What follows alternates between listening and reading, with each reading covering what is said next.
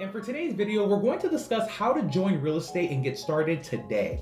Now, this is a very popping question that I get that's very repetitive, but I'm honestly excited to make the video because if you are wanting to join real estate and you're thinking, is this the right thing for me? This is going to be a good video for you to watch. You're going to determine how you start real estate and seeing if this is going to be the thing that you want to do. Okay, hearing how my process was, it was so easy looking back. When I started, it was difficult because my mind had to, reprogram to do this type of work that requires your self-discipline, your attention all the time. Nobody's going to be there for you. It's going to be you and only you that's going to be doing those courses. So we'll explain how the process is today. So sit back, relax, and enjoy the show. First thing that you want to do is join an online course today. Start your courses immediately. If you've been contemplating doing real estate for the last year, maybe even 3 years, and you're just not doing it, go online and get a course now, because the biggest thing that's stopping most of us is the money. I know that a lot of us right now just don't have $1,000 or $500 to spend on courses,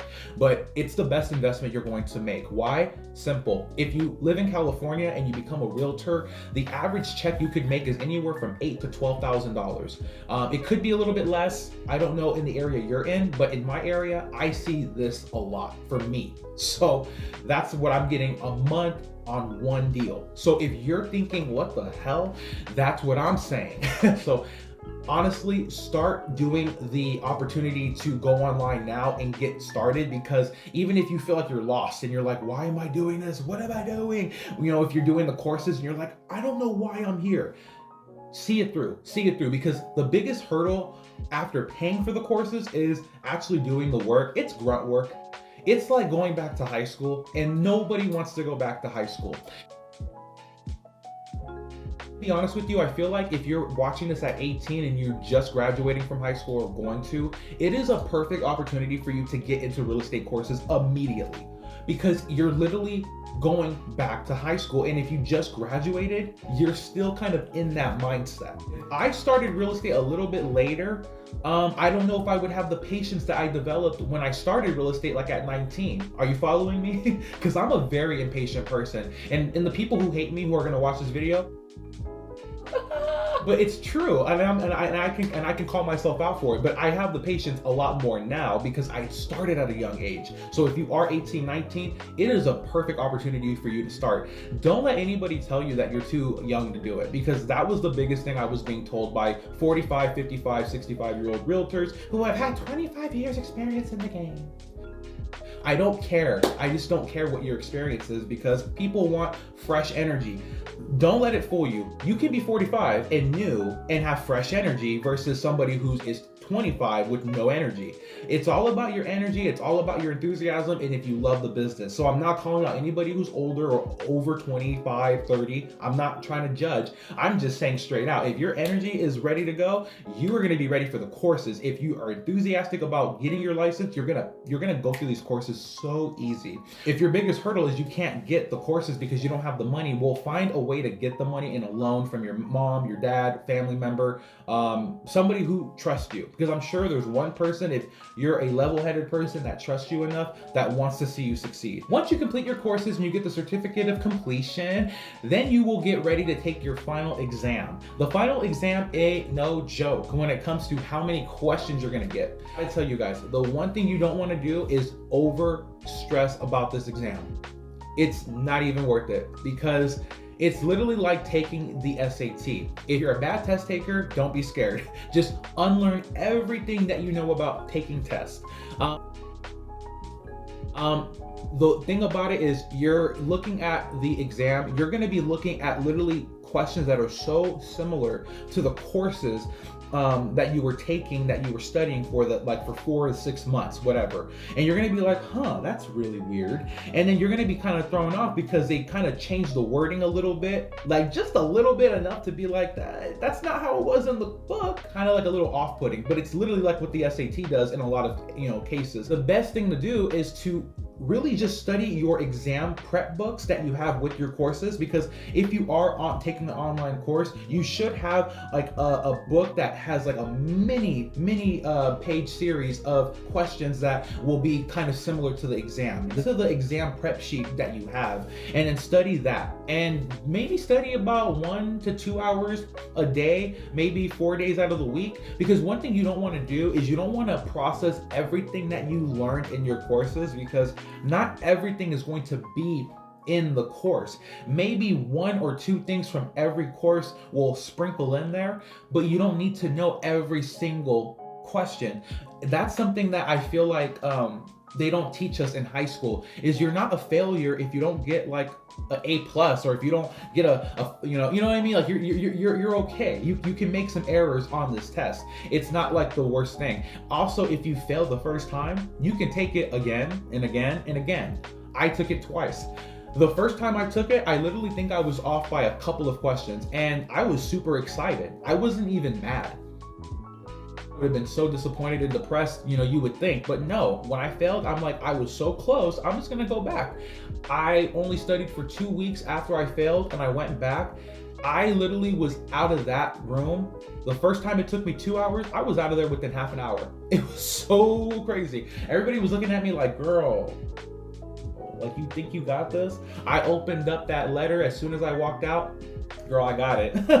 Lit. Oh my God. I was jumping up and down, because mind you, I'm still 19 and I'm not like a civilized person yet, like, who is all professional. When the paperwork said that I passed, I was jumping up and down. I was like, whoa. Mind you, I was still 19 and I was like very like, goofy. I'm still goofy, but back then you can only imagine what I was feeling that second time passing, just feeling so confident. Driving out of my car, just looking at it. I remember posting a video that I never shared online that was like, I just passed my exam. I didn't know what to do. I was so, guys, that feeling that I have, it's bringing me back to 2015. I want that to be for you, and I honestly feel like it can be for you. Don't overthink the test. That's one thing I just want to make clear when I'm saying this. When you take your final exam, the courses that you've taken for 4 to 6 months, don't overthink it. The stuff that you do on the SAT doesn't apply in your life today. When you take the courses and then you become an actual agent, a lot of the stuff that you're doing in the course, it's not going to apply in your day-to-day real estate activity. You don't need to know eminent domain when you're selling a property at 1.2 million. You might not need to do it that day. You know what I mean? So don't overstress the definitions, the terms. Look at it like an SAT. You just got to take the test, memorize some definitions here or there, the important ones that are talked about all the time in your book that keep coming up. You see what I'm saying? Don't overthink it. You're gonna be fine. You're studying for your final exam, or let's just say you passed, this is the perfect time to look for an office to hold your new license at. As I mentioned in a previous video, if you're just starting as a real estate agent, you're most likely a real estate salesperson. You're not a broker yet. A real estate broker can hold their own license at their own office under their name. Whereas me, I am a real estate salesperson. While I have the opportunity to become a broker as of today, I've still maintained a real estate salesperson license, and I hold my license at Big Block Realty, which is a separate company, a brokerage, right? So this is something that you should be looking into, because you want to start making money in real estate. You have to have your office hold the license for you. What office? The one that you choose. There are going to be a lot of people that are going to recruit you if you are actively telling people on Facebook, Instagram, I'm thinking about joining real estate. You're going to get a bunch of EXP warriors and Keller Williams ninjas, and you're going to be like, whoa. Calm down. Good. That means that people are excited, and you want to start looking for the office and the brokers that are really excited about you. There was a couple of people who were super excited about me when I was 19, joining their office, and then there was some that were like intimidated, or there was some that just didn't take me serious. Most of them didn't take me serious because I'm not a serious guy most of the time. Came to the offices that really liked me, it reflected with our conversation because I kind of felt their energy, and for whatever reason at the time, I felt like I found the right company.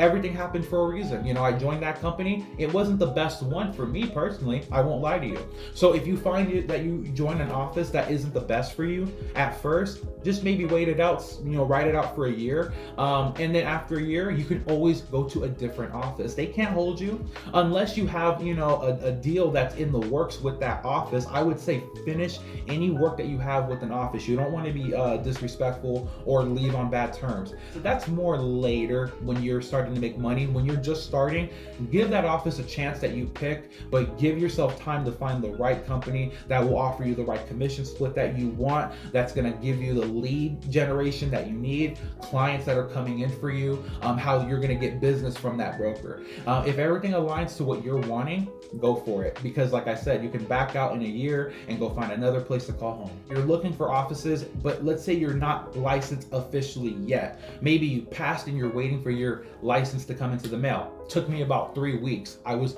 pissed. Anyways, look for referral agents, okay? Look for referral agents, because what this does is you can go give business to a agent who's currently licensed if you know somebody who is wanting to buy or sell a property. I'm gonna probably imagine, as I said already, you have been telling people that you're gonna join real estate, you wanna join real estate. Maybe there's somebody online who doesn't realize that you're not licensed, but you've been talking about real estate. Maybe you're just, doing a whole real estate collage on your timeline or on Instagram, and you're just posting houses. And then you have your mom's neighbor who's like, I want you to sell my condo in downtown. And you're like, God damn, well, that's wild. But I know Antonio McNeil, who is a licensed realtor. Okay, then you would call me up as a licensed realtor and be like, hey, Antonio, I know somebody who wants to sell their condo. Can you give me a referral fee? Yeah, that can be a possibility, and it can happen. It happens a lot. I was able to get 2 referral deals like that before I got my license. And like I said, it gave me about a good $6,000 before I got into real estate. So that was nice. That was a nice little chunk change of money that I was getting. And like I said, these referral agents are gonna want your business. Who are licensed, they may have a dry month that month where they're not making any money or they're not selling anything. So find an agent who is willing to give you a very decent split on the referral fee. A lot of times referral agents will say, oh, well, this is the standard referral fee. Shut up. There's no standard. I mean, there is, but there isn't. You can make your own fee compensation. Okay, so if you have that neighbor who's selling that condo and the condo is going to sell for $500,000 because it's in downtown, and at 2.5% of the commission, that's how much that agent would be making if you gave them that deal for the list side, right? How much do you want of that? If it's 20%, if it's 30%, if it's whatever, 40%, find the agent who's licensed that's going to give you that money that you want. It's that simple. Preparing to get into real estate, even if you're not licensed, even if you're not taking the courses, become an agent's assistant, where you are out there on the prowl looking for the leads, and then you get like 30-40% of the deal every time you refer somebody. If you want to do that with me today, I would love that. I would offer you a big chunk. I mean, we could talk. Let's talk numbers. But in all seriousness, guys, I hope that you got some good information out of here today, because this is something that will continue as the channel grows. Thank you again for watching, guys, and have an amazing day.